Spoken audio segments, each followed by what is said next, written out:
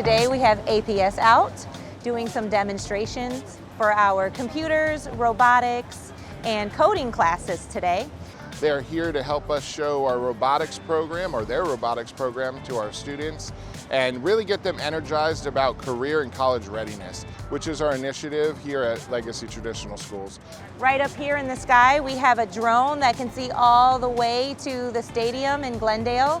Our kids have the opportunity to see live footage from the drones, to hear about the usage of our robotic dog over here. And they're going to really get hands-on experiences learning about all the things that APS can provide and the career opportunities they have. It's a great opportunity for our students to take that textbook knowledge and see it working in real life with the real engineers we have here on campus.